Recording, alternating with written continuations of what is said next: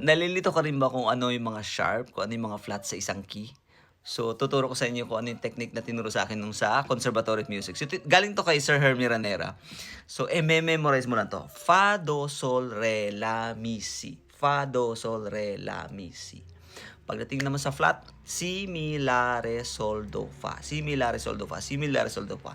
So, kailangan mo lang i-memorize yan. Fa, do, sol, re, la, mi, si, mi, la, re, sol, do, fa. So, explain ko sa inyo kung paano. May nakita ka sa piyesa na 6 na sharp.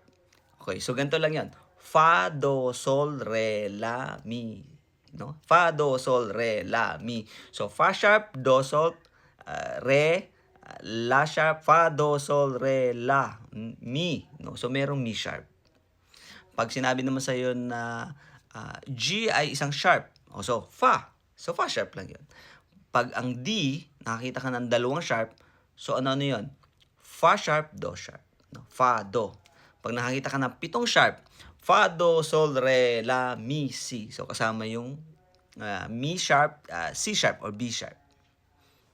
Pagdating naman sa flat, si, mi, la, re, sol, do, fa. 4 na flat. Si, mi, la, re. So, kasama ang re flat. No? Si flat, mi flat, la flat, re flat. Okay? So, guys, sa mga nag-aaral ng music, sa mga conservatory student dyan, sana nakatulong. Okay, so share nyo lang sa comment kung ano yung mga technique na ginagawa nyo sa music.